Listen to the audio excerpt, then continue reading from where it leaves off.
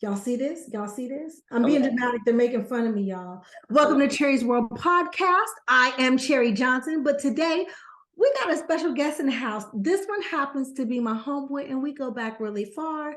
You can call him Professor X from TNE. I'm gonna call him Brandon because that's what his mama called him. The only podcast coming through your beat stereo is Cherry's World, so let's go around like a merry-go. Plug your phone in, make sure it got a full battery. Download it Wednesday, listen to it Saturday. She cover all topics, whatever you after. She got ball players, authors, doctors, actors, rappers, singers, entrepreneurs, divas, leaders. Androids or Apple, turn up your speakers.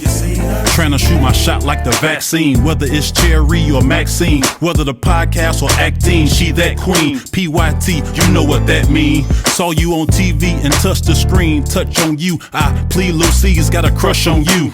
It'll mean the world to get a blush from you. Teaspoon to me, leave you sleep like Robitussin do. What's up, B? Got it, man. What's the deal? How you doing? Oh, man. Sometimes me, always you. So just so you know, Courtney, he talk like that, okay? So good luck understanding him. I've gotten used to it, and I've learned to listen to E40 because of him. So look, I gotta put these on because I can't see good no more. I can't front with B because he know I can't see, so he gonna tell me to stop squinting. So I might as well just put them on before we start.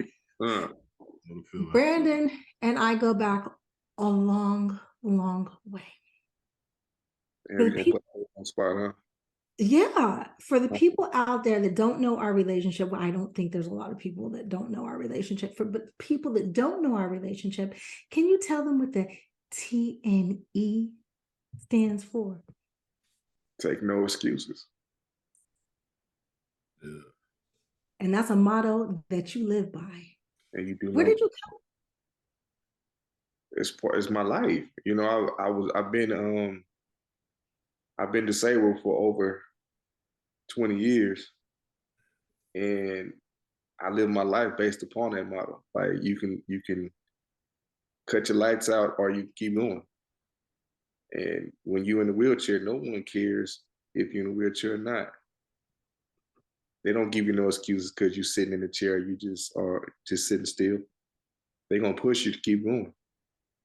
And when people treat me like that, I carry that mantra and make it my own. So if I can't give you no excuses, I ain't gonna take none.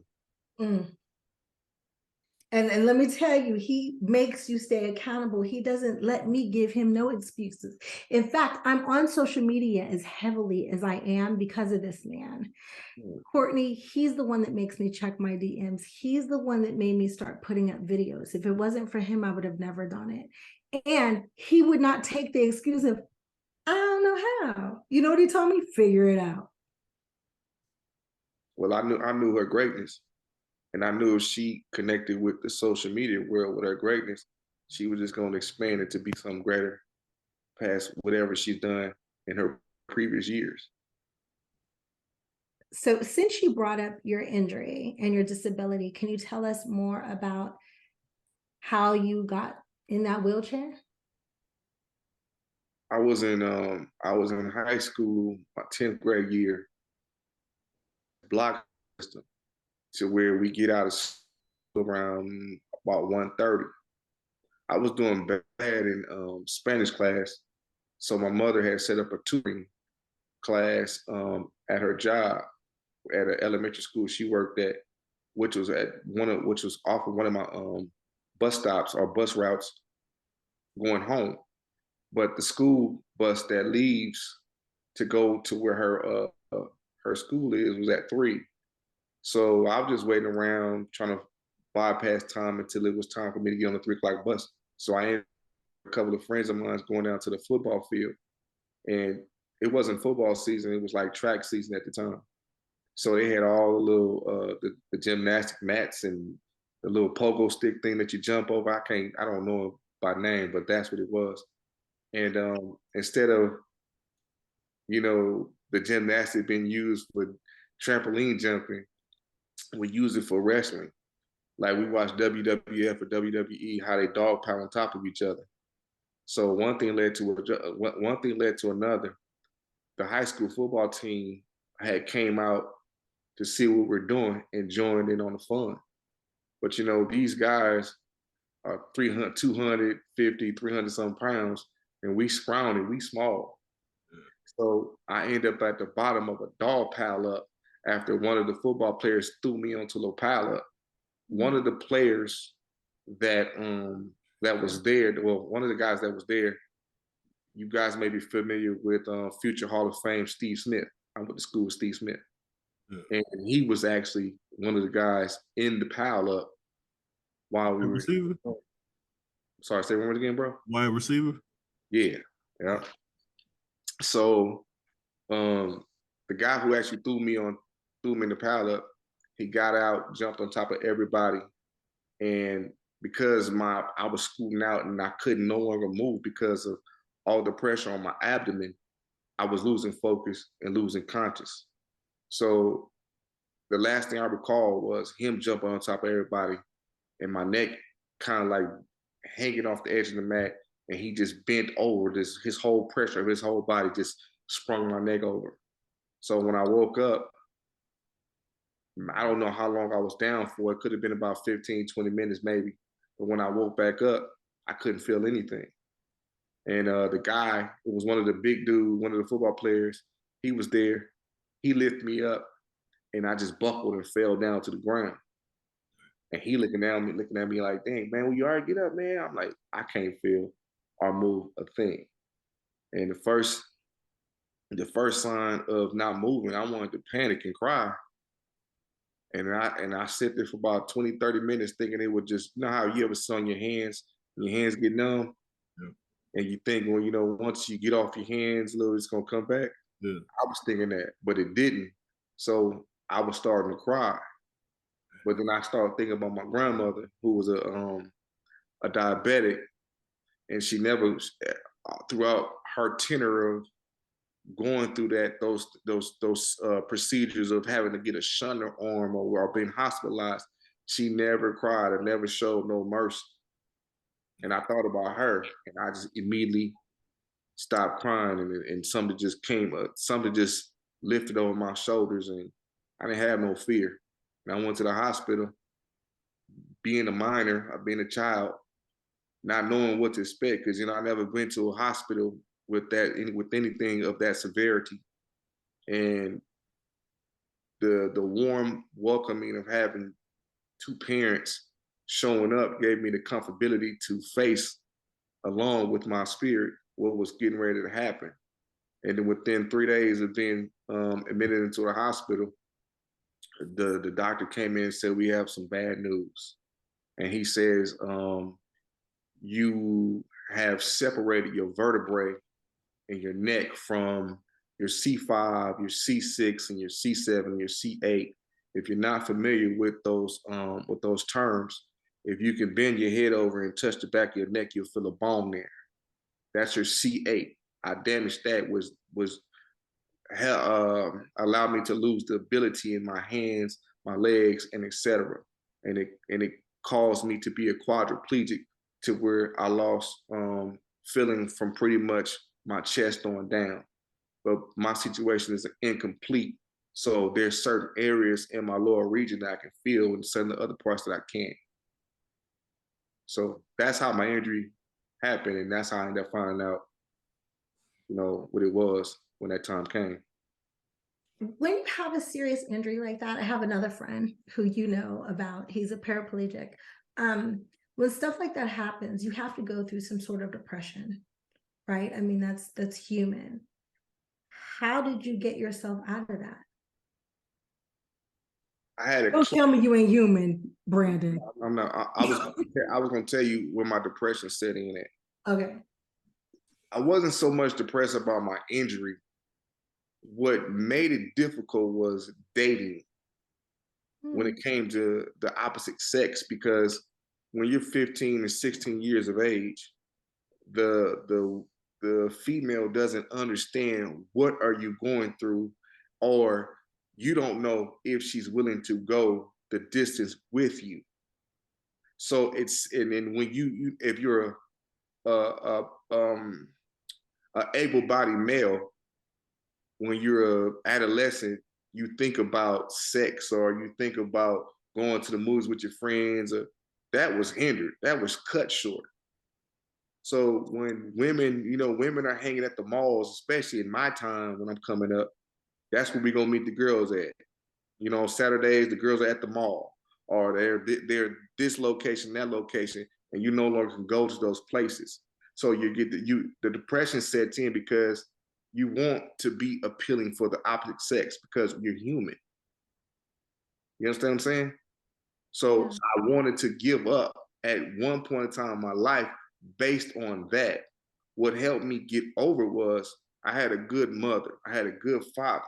I had some solid individual cousins that was there to amend me for whatever I needed them to do for me. And then they helped me build my confidence back up. I won't go my uncle too, my daddy's brother, my daddy's baby brother. My uncle was very instrumental in my life. But they gave me the tools to carry on. Then, a lot of my cousins would introduce me to women, and then women would be understanding because then I can, instead of cold approaching a woman at a venue, she's there on the other end because that's what kids do at a certain age. They talk on the phone, they three-way each other. So now they're a little bit more understanding, more welcoming to who I am. And once that was able to take place, now I'm on a comfortable level of learning how to connect with the opposite sex. So it was my family. Which uncle? I gotta ask. The uncle, my big Uncle Ronnie. Hey, Uncle Ronnie, how you doing? Uncle Ronnie is my boo. I love me some Uncle Ronnie. Yeah, my uncle's like my hero. Also, he don't know that though, but he was like my childhood hero. He was my Superman to me, along with my father. But my uncle was young, is like 8, 9 years younger than my father, so he was more hipper than my father. He would play the Madden games with us and stuff like that, or play the basketball games, or be at our football games, or etc. Like he was in tune with us as youngsters. So we grew a nice alliance with him. You know what I'm saying? His spirit is electrifying. Yeah. You're not going to be around Uncle Ronnie and not smile. So I totally see that. Real lucky. All right. Well, enough about your injury. Because you know how I don't want to bring the spirits down talking about that. Can I say something about that? My that's like B. So B and I are friends, like friends, right? I've watched him grow from a boy to a man. And his social life has always been way more live than mine has. Like I call looking for B one day, he's like, yeah, I'm in Miami. The next day he's in Georgia. The next day he's back in Oakland with E40. So let's talk about that. You almost signed to E40. Yeah, well, I had a group I was pushing or producing at the time in Los Angeles by the name of 110, and I named them after the artery highway that takes us to where we come from in South Central. It's like if you from Illinois, right? Chicago. Mm-hmm. So you familiar with 90, 94, 290 and all that, right? Mm-hmm. So our artery is the 110. Okay. And I named it after that. And that freeway divides between the east side and the west side where we come from. Okay. You guys have North Chicago, South Chicago, and West Side, right? Mm-hmm. So we only have pretty much West and LA. I mean West Side, East Side. So I had a guy from the East Side of LA, one from the West Side, and I ended up meeting E40's artist named Turf Talk through one of my family members that was dating him at the time. And I had just bought E40 album because, that's one of my favorite peoples. Before I even met him, he was one of my favorite artists. And I had read how when we young, we like to read the booklet. So I saw his name in inside the credits. And she like, I'm on the phone talking to the dude named Turf Talk. I'm like, because she live in the Bay. So I'm like, Turf Talk? Is that the same dude on E40? Yeah, that's him. I'm like, okay, let him know I want to do some music for him because I'm an up and coming producer at this time. So we end up building a good relationship, a good friendship. I took my own budget money and directed one of his videos when we didn't even have an outlet to put videos because YouTube didn't exist at the time. but I just wanted to do something for him to show him my leverage of what I can do and what I can bring to the table. Because if you work with me, we can build. So with my loyalty to him created a friendship with E40. So I ushered the opportunity to bring my talent and go through Turf Talk, which he created a label called Hood Boy. And Hood Boy was going to be distributed through Sick With It. But Turf had a different way of he wanted to do things. So it just didn't happen. But the situation was right there for us to do it. But you and Turf have a relationship, and you guys have actually done a lot of music together. Turf I end up helping his department side of help developing things that he needed done from his own imprint, Hood Boy.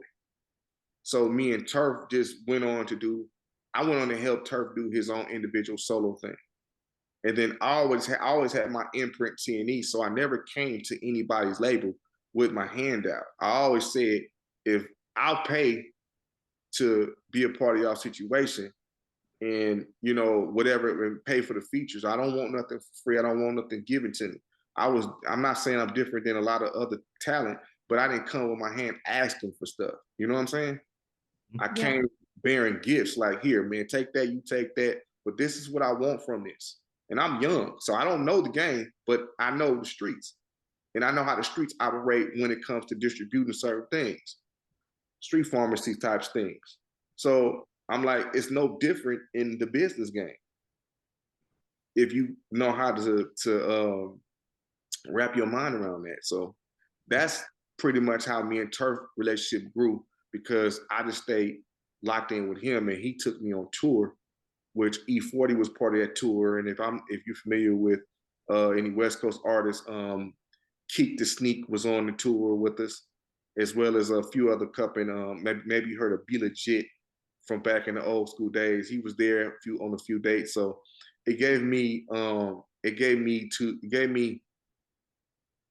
it let me open up the launch pad of what I needed to do for the talent that I had with me.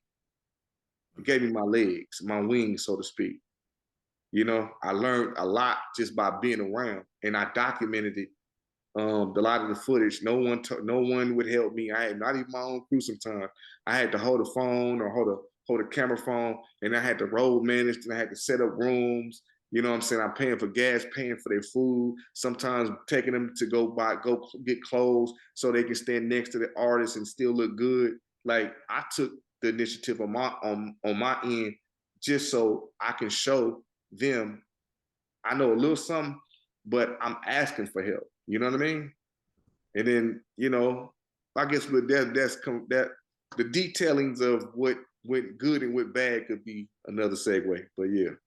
Yeah, I went through the same thing, man, in Chicago. Hey, you said something about 290. How you know about 290? You been in Chicago a lot? I've been to Chicago one time, but as a kid, I was an avid map reader. Word. And I always wanted to go to places I'd never been, because, you know, if you're from a city, you rarely ever travel to other places when you're young. Yeah. You may travel to your local surrounding places like Indiana, because it's 15, 20 minutes away, Gary or something like that, or Iowa, 3 hours away, or, you know, Wisconsin up top. You know what I mean? But us as Californians, we'll end up going to Nevada or Arizona. And at some point that gets bland. Like, it's no holding the world. So I would just look at the routes all the time. Like, if I ever get an opportunity to go to Chicago, this is how I'm gonna take the route to go get it. But I end up meeting the girl that I went to Las Vegas. I was in Las Vegas, and she was there, and she lived in Chicago. And then I have a cousin that has a daughter that was part of one of them basketball tournament teams that were playing downtown Chicago. I don't know. I can't think of the name of that street, but is it Chermak or something like that? Cermak. Oh, okay. So it's like it's a hotel with the indoor something. Like, they turned it into a gym. So we went there. I ended up meeting the girl, but I knew my routes. Yeah. We stayed in Des Plaines. Des Plaines, yeah. Yeah, we stayed out there, and then we would travel to Chicago daily. But that was my first time going to Chicago, and I went down Michigan Avenue. I wanted to go. I didn't get a chance to go to the hood like I want to, but I wanted to go down Ashland and Halsted and all that. I'm a street nigga, you know what I'm saying? Right. So I want to see Cabrini and all that. You know what I mean? Yeah, that's crazy. Courtney, let me tell you how cold he is. So I had Brandon before I had GPS, right? Because GPS wasn't a thing. You could call Brandon and be like, I'm on this street in this state, because I could be in a different state. And I'd be like, I need help. That's cold. And he would literally guide me to where I needed to go. That's cold. That was my passion before music. So that's cold. And it's like, knowing your routes is pretty much obsolete, because you can tell, so you can get in a car today with somebody right now and know the way to get there, and they'll still want to ask for the address because they want to know how to route it themselves. Mm-hmm. And talking about teaching, because you're a natural born educator, can you tell us what legend you taught how to use IG Live? And it ain't me, so I'm not calling myself a legend. I don't know if he's a legend to anybody, but I don't know if you're familiar with the Bay Area. There's a rapper by the name of JT the Bigger Figure. Yeah, I heard JT. Yeah, JT the Bigger Figure is legendary for being for teaching Master P how to do the things he knows. Yeah. So I was one day, me and my cousin Gourmet out the Bay, aka Twan Gotti, he happened to be in Atlanta. He had arranged a meeting to meet with JT. So JT at one point had a Sprinter van. He was going from one location to another. So we rode the Sprinter van with him. And I pulled out my phone. I asked him, I said, can I record this? He was like, yeah, sure, go ahead. So I'm recording, and he's trying to correct me how to turn the phone sideways to get the wide angle. Mm-hmm. I'm woke, I'm hip, you know what I'm saying? So I'm telling him I'm recording on Facebook Live, and Facebook Live doesn't allow you to turn your phone sideways. Right. So after a while, you see it kind of seeped in. He was like, wait, I can record live? And people can watch me? I'm like, yeah. He's like, oh, fake love to talk. And then and it just sparked. And then from that point on, he just went crazy on YouTube Live, IG Live, Facebook Live. You just couldn't stop him because he was unstoppable prior to that. He just needed, a booster to help him levitate to where he needed to go.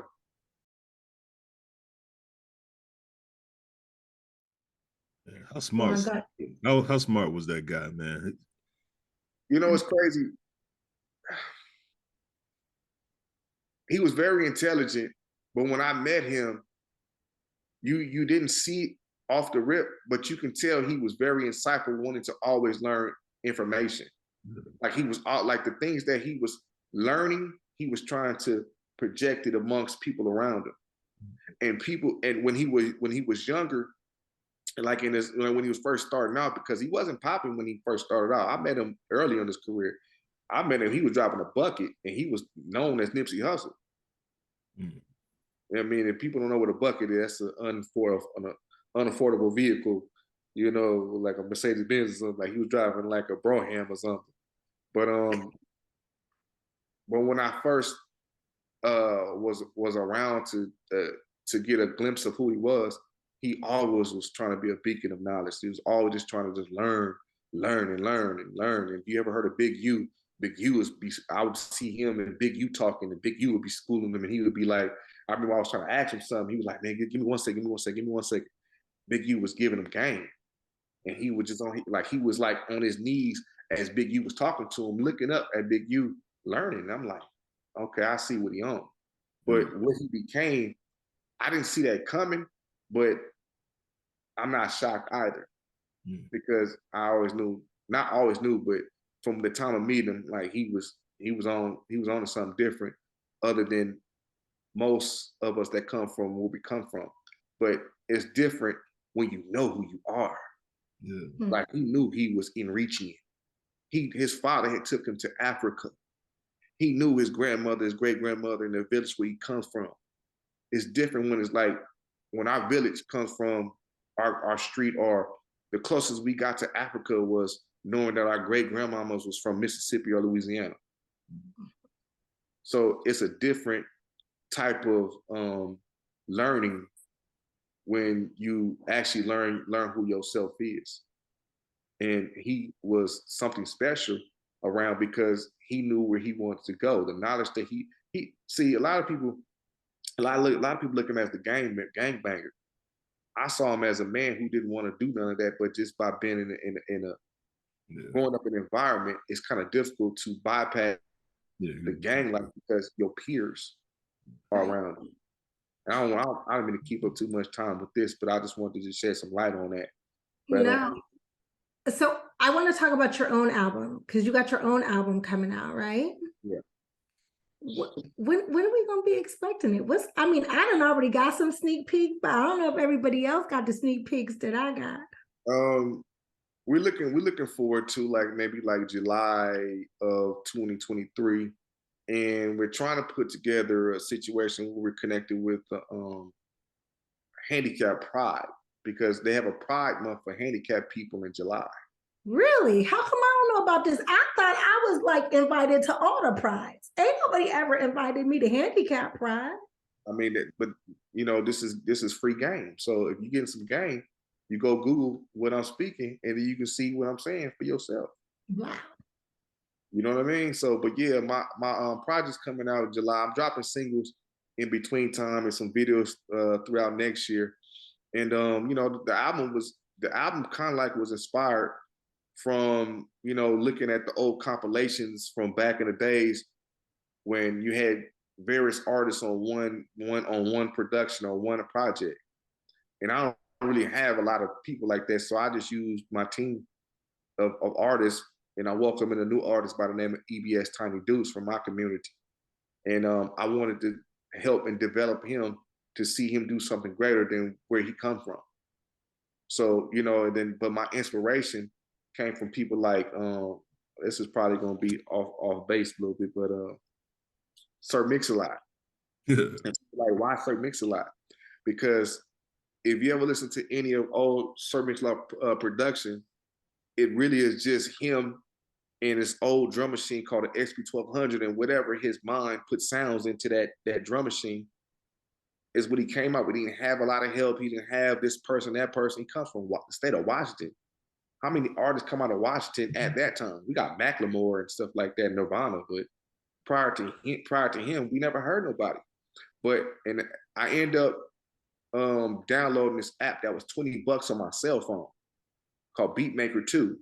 And I imported a gang of sounds, and I pretty much was like, man, I'm just gonna rely. I could have used my laptops and other little devices. I said, let me just be humble and let's see what it would be like if I just make production off of a unit that only have limited sounds. And it ended up being some good music, and a lot of people was like, wow, I can't believe you did that. I'm like, you like that? All right, we got something. Let's keep going. You got something for sure. Now, you're 1 out of 3 people that are signed to Empire Distribution? No, well, not anymore. Empire, when I first linked with Empire was it just created. I was 1 of 3, meaning Too Short was there, because Too Short just came off his deal with Jive. He did the Blow the Whistle album. Everybody know the Blow the Whistle. Doo, doo, doo. That album was from that, and then he was out of his deal. So the owner of Empire, which his name is Ghazi, had proposed a deal from like, hey man, if you trust me, I can with your new release, or just give me some music, I can show you what I can do. So we didn't have Apple Music or Spotify at the time. We just had iTunes. So he released, I think it's called 1999 something, if that makes sense. But he released it, in the album, I think, sold 10,000 units at $10 a pop independently, which made Too Short $100,000. And when Too Short saw that, Too Short's a money guy. He doesn't care about no gold or platinum plaque like that. Not saying he don't care about it now, but whatever. But he cares more about the money than the plaque. So $100,000, and Tour show, like I got albums in a vault just sitting there. So they ended up building a prosperous relationship from there. And then I had got a ear of what Ghazi was doing because I had ended up meeting this guy at Phase One who had a distribution deal through Fontana Distribution, who was that was like the independent company to Universal Records. And you know, I'm chasing a dream, trying to be signed to a major. So I'm thinking this is a stepping stone. I'm hearing more on the West Coast about these independent, these labels that's connected to Fontana Distribution. So I end up, you know, having to pay $10,000 to sign to the deal, and then once I'm over there, I'm trying to put a record in stores. They tell me that if you don't have a buzz, a Violent Brown, if you this is a name to Google, Violent Brown won't put your records in stores. It broke my heart. So the backup source was this company called Ingrooves. And Ingrooves was the first digital distributor to upload music from Apple Mute to Apple iTunes or whatever other platforms they had at the time. It was the first digital distribution. Just so happened, maybe less than a year of me being over there with Fontana Distribution, Universal Records, the parent company, did a deal with Ingrooves. And Ghazi was working at the urban department at Ingrooves. But the guy who I signed the deal with, for some reason, he didn't really like Ghazi. I never seen Ghazi, didn't know nothing about the dude, but everybody and their mama would be talking about this Ghazi dude. So I'm in the Bay Area once again with Gourmet, aka Twan Gotti, and I'm telling him about Ghazi, and he's like, I know a Ghazi. And Ghazi was a guy from the Bay. He's a Palestinian. He was a producer and a recording engineer, maybe an artist maybe in the early 90s. You feel me? So from that point, I got a win that they knew who he was. One of Gourmet's two mentors was a guy named named Mike Brown. He's no longer with us, but RP Mike Brown. And Mike Brown ended up giving me the number because Mike Brown took a love and a liking to me.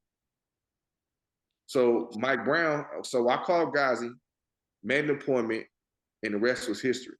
He gave me an hour and 30-minute speech of what Empire was going to do in the future. I'm like, yeah, man. You already got me. I'm ready to sign because I ain't got nothing else. And then I just put everybody on to Empire Distribution. And then he had signed an artist by the name of Sage the Gemini. He had a record called like a Red Nose and Gas Pedal, something like that. And it took off, and they record label side was launched from that point. Yeah. Now, Cherry's World doesn't really do gossip, but it's hard for me to bring up Empire without bringing up the artists who were distributed through Empire who have fallen in the recent years. Do you? My take on it? Well, I want to be politically correct when we do the take on it. Do you feel like there's some sort of connection? Absolutely not. It's no different than Tupac and Biggie being signed to a major conglomerate and they died. These artists promote death in their music. They have problems where they come from. If you look at all the artists who passed away that was signed to Empire, died in their hometown. That'll do it. What does the label have to do with someone beefing with you in your own hometown when you had beef prior to you signing the deal? I'm just asking. No, I know. I'm just giving you light on what you're saying. Like I understand what you're saying, but my personal opinion, like I think people should deaden the idea of that Empire has something to do with the passing of the death. The thing about Empire is Ghazi is giving multiple artists an opportunity, a chance with their music to broadband to different places that other artists are not coming to sign these talents in their towns to do nothing with or for. Like he's giving a lot of these artists a launch pad to do their thing. You know what I'm saying? But if they were signed to Columbia, Sony, or Warner, Elektra, Atlantic, would we say the same thing then? And they all connected to each other. I would ask if it was 5 artists signed with Columbia and it seemed to be a trend, I definitely asked, what's the trend here?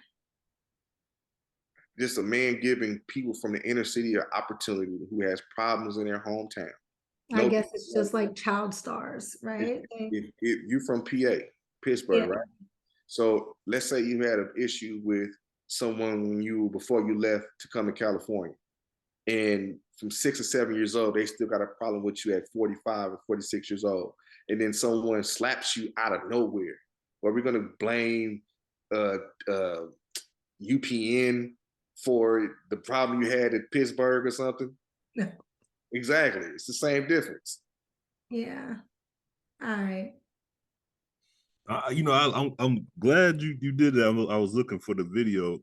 My buddy, who's a big time conspiracy theorist on the internet, he made a video about this situation, trying to put all these deaths together and blaming, that guy and everything. But I'm glad to be able to talk to someone who was there, knows these people. That's the thing, and that's the thing that Cherry did for me. We all had our own opinions about, Hollywood, and I remember I even told Cherry some of them when I first met her, and she was like, "No, that's not what happens." And I'm glad, sometimes we need that, like, because as fans, because like we really be believing certain things, and like he just knew I was in the Illuminati. No, it wasn't that. No, I didn't think she was that. But I mean, but there's people probably that think like that. You know what I'm saying? And I'm glad that to have. What's your last name? Mine? Yeah. Blackman. Blackman? Yeah. So let's say somebody says all the Blackmans murder people. Yeah. They do all this malicious acts, and then you come in like, that's not true. Oh, I forgot Cherry's last name, Josh. But the point I'm making about it is someone saying that just because they heard of something, right, meaning that this is what it is, and then you give an opportunity or a light to say, true. Not all Blackmen are like this. Some of us are genuine. Some of us handle business different. Right. You know what I mean? So by you being around, you give light and a different perspective to something that people can make go left. Right. That's real shit. I gotta laugh every time he shouts out Gotti, because my daughter affectionately calls him Uncle Gotti, and Uncle Gotti has been very instrumental in her education thus far. Gotti's a good dude. Gotti is. My boy Gotti is a great dude too. That's the first Gotti I met. My boy Gotti. Yeah. Real spill. All Gottis are good in my book. I don't know all Gottis. I'm not gonna say that in my book, but my daughter definitely adores. Let's say the ones that we know. Now, you know what? So I'm not gonna put my homegirl out there like that. But she also has a connection with Cypress Hill, and you have a funny story, right? Oh man. So I don't know if people are familiar with West Coast legend King T from the West Coast. And when I was just starting out to try to be a producer, he lived maybe 10, 15 minutes from where my ex-girlfriend lived in Lancaster. He lived in Palmdale, she lived in Lancaster. And I ended up getting introduced to King T through a legendary DJ from Compton, California named Mixmaster Spade, RIP Spade. That was my guy. So one day I called King T. I'm like, because I'm thinking I'm going to meet Dr. Dre, because King T was signed to Dr. Dre. You know, if you ever listen to Crime 2001, listen to some LA niggas, King T got to kick the verse off on that thing. Okay. But,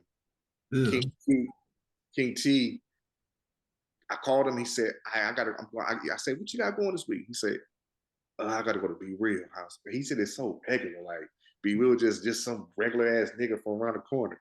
And I was like, you talking about Be Real from Cypress Hill? He was like, yeah. I said, can I go? Can I ride? Can I go with you? He was like, come on, for sure. King T got a heart of gold, man. Like real talk. If you ever hear about him, heart of gold. So that morning I had my ex-girlfriend get me dressed way earlier. Then he was ready to go. I was probably outside of that dude's house by 8:30. We didn't leave until about 10 o'clock. So I'm sitting out there with a backpack, just on the side of the concrete, just waiting for him to come outside. I called him, let him know I was there. Okay, so look, we mosey on down because Be Real lives in this. If you're not familiar with LA, we have a area called the San Fernando Valley. Be Real lives in one of those locations in the San Fernando Valley, and we go to the house. First, we go to a multi-platinum producer named Fred Reck. He's one of the Snoop Dogg's directors for that Martha Stewart show that they own. Oh, okay. You see a Palestinian dude laughing in the background. That's Fred Reck. Oh, okay. Yeah, so we go to his house, talk to him for a minute, but he is the only person that knows how to get to Be Real house. So he's like our guide. So we get there. I mean, I'm thinking Be Real living this big old mansion full of weed and all kind of shit, right? This dude lives in a regular house, humble as hell, with a navigator in the front. Not that that's a bad thing, but it didn't supersede what I thought it was. But and then he has this recording studio in the garage, and it's like it had to be like July in the valley. Oh my God, it's like 110, 20 degrees outside, and let alone how hot it is indoor in the garage. So I'm looking around, looking at the studio equipment and whatnot, and I'm looking like, damn, dude, this dude got the same shit in there. Am I got the same shit in my garage? What the fuck is he doing and I ain't doing? You know? So I'm in the garage, and so I'm Tupac had a line in one of his songs. I was young, but I was fucking asking questions. And basically, you ain't gonna get nowhere if you don't ask no fucking questions. But I guess that I overdid it when I was there with King T. I embarrassed King T and his friends by talking so much. But I'm like, I ain't gonna never get a chance to see Be Real again. I need to get all this shit out. So I'm trying to understand the music business, trying to learn the game. Yeah. So I'm asking questions like, man, just give me this, give me that, tell me that. I don't want no verse. I don't want nothing else but the understanding of the music business. So we there for like 2 or 3 hours because King T came here to come get a verse for one of his mixtapes. We get in the car. They didn't even start the car. I'm in the car all happy and shit. I met Be Real. I can't wait to tell my friends and shit. I met Be Real from Cypress Hill and shit. Man, and I'm like, the car didn't start for like 3 minutes and shit. And I look around, everybody looking at me. So King T look at me, nigga, don't you ever do that shit no more. Homie, you don't do no shit like that when you go to people's house and be talking and shit. I'm in the line. I can't wait to get away from these niggas and shit because I'm so embarrassed. Yeah. You know what I'm saying? I didn't get it because you don't want to embarrass the person who bring you somewhere. Yeah. So it taught me a valuable lesson how to say something and get out the way. Yeah. You feel me? Yeah. So that was my funny story about Be Real that I just can never forget because they were so fucking pissed at me. And when I talk to King T sometime and talk about it, he don't even act like he remember that shit. I'm like, man, that was pinnacle to me because nigga, I couldn't wait to get away from your ass and be and dust that embarrassment off. I would have did the same shit though. Hey, let me ask you a question. Go ahead, bro. Give me your Mount Rushmore, Cherry, you too, West Coast rappers. Man. What you see already, Snoop, Q, Short, 40 Water, that is the West Coast. I mean, you have other key players that you can put underneath them, but it would be what you see. Well, the reason why, hold on, I got to follow up. But Cherry, you give me your Mount Rushmore. Dre? Do they have to still be living? Yeah. Well, no, whatever. I was gonna say Dre, easy. Well, my bad. I would say Tupac would be on that list. That's why I was gonna ask you. Because you said, well, go ahead, Cherry. I'll follow. Go ahead. I was gonna say Dre, easy, Pac, for sure. Gotta give E40 holds down the whole Bay Area. Dre, Easy, Pac, and 40? That's 4. I get 5, don't I? No, 4. Who's on Mount Rushmore? Dang, I only get 4. Okay, so yeah, that would be my 4. All right, so DJ Quick said this week, he said that he should be on Dr. Dre's level. How y'all feel about that? I totally disagree. Totally disagree. Now, one thing I do agree with is DJ Quick quality of his production, like the quality sound, is on the same lines of a Dr. Dre. Yeah. But Dre's production is just too powerful, and he has hits from the time that he started to pretty much the time that last time we heard Dr. Dre put out music. And DJ doesn't have a long lineage of music like that. That's why I'm wondering, like, why do you think he said that then? Because he is a GOAT and he knows how good he is. And Quick is really a musician. Like, he really plays different instruments, or he knows how to assemble things. And not saying Dre is not good when it comes to that. Dre has been phenomenally great at orchestrating things. But Quick is more like a jazz kind of instrumentalist. You know what I mean? And Dre to me is more like rock to me, like hip hop and rock mashes together. Like their sounds are too different. Like, I don't like in the West Coast or LA, I always categorize the three producers that we had coming up. We have DJ Battlecat, and you have DJ Quick, and you have Dr. Dre. Dr. Dre always reminded me of Parliament, George Clinton. Everything funkadelic was Dr. Dre. But then when you get with DJ Quick, he reminds me of like Prince, Morris Day, and Battlecat reminds me of Roger Troutman and Zapp and Roger. So if you listen to the music, they use a lot of those different elements for those three different kind of artists. But Dre just happens to master all of them because his sound is just amazing. I was just so amazed. Like, why would Quick say something like that he's on Dr. Dre's level? I'm like, that's I don't know. Maybe he just wanted to trend on social media. I'm like, I don't think so. I just think that he just feels he's just equally great because he is great. And they all came up together at the same time. Maybe he feels like he hasn't gotten the same opportunities that Dre has gotten. I don't even think that it's the opportunity. I beg to differ.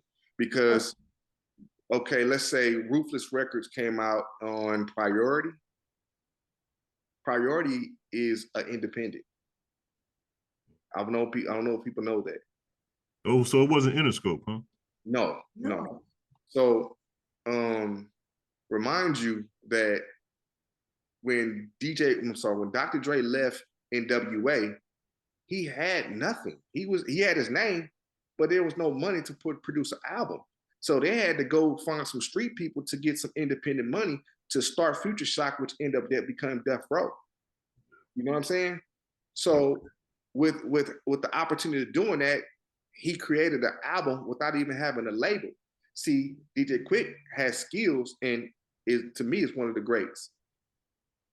He was signed to Profile.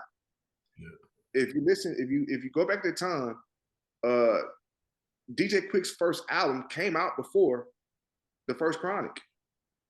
So how do you not have the same opportunities? And Eazy-E has a hand in helping DJ Quick. For real? DJ Quick, one of DJ Quick's first deals came through Ruthless. But Profile wouldn't let him go so he could be signed to Eazy. So instead of him not signing to Ruthless, they signed to Penthouse Players Clique. And Quick was instrumental in helping producing a lot of that album. And if you ever look at any of those Penthouse Players videos, you'll see Quick in them songs.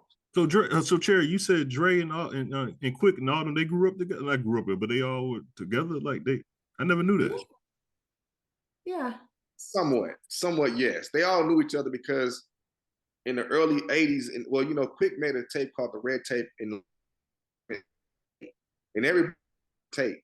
So people knew who DJ Quick was, but Dre was already on at the time. Dre had, not Dre, but Eazy-E had JJ Fad by the time that Red Tape had dropped. Gotcha. You feel what I'm saying? So Dre was already strapped Compton before we even heard DJ Quick become anything major. But in the underground, you know, people were hearing about. You heard about that blood dude that dropped that red tape and because you know we used to use the swap meets to go listen to go get music, and I'm a kid, so you know, like I said, my uncle in the beginning, you know, he had a purple candy apple purple King Cab Nissan. They more like the Hispanics that garden trucks use those trucks now, but back then they were like the shit. They had Hey, that's how they used to talk though. You heard about that blood dude that dropped it. That's how they said. That's how they talk back then. Well, you know, it's other terms that we use, but yeah, I'm just saying. But I'm on the higher scale, yes. Wow. So I'm just saying, like, you know, the street cats would get the tapes. Boys, matter of fact, Boys in the Hood was on a TDK tape back in the days in the swap meets. That's how the gangsters end up spreading the music and stuff because it complemented the sounds. Because we come from an era, if you 40 and up, we come from where we didn't have a lot of hip hop in the early 80s, on the West Coast at least. We didn't have a lot of hip hop until maybe 87, maybe 88. MC Hammer was one of the first rappers on the West Coast. You know what I'm saying? I want to say he was before Dre. So, you know, can you hear me over there? No, yeah, I'm over here making faces. I don't think so. Yeah, I don't think Hammer was before Dre. Because he had the Dr. Dre definitely dropped. Well, nobody knew about Dre like that when he was with Alonzo and forgot the name of the group. But nobody knew about who Dre was. Dre was the background. It was all about Alonzo. But Alonzo didn't make rap music. Okay. No. He was more of like a sequence dance type dude. So, I hate to cut this conversation, this history LA lesson short, but B, you got to come back again. Hell yeah, because I need more, because I'm from Chicago, so this shit is interesting to me, man. You got to come back again, but we're about to have another guest on. Like this is, man, thank you for having me. I would love to come back whenever you guys want me. Please. You know? What up, Cherry? Heard across the world. Welcome to Cherry's world. Heard across the world. Welcome to Cherry's world. Representing for every girl. Welcome to Cherry's world. Representing for every girl. Welcome to Cherry's world.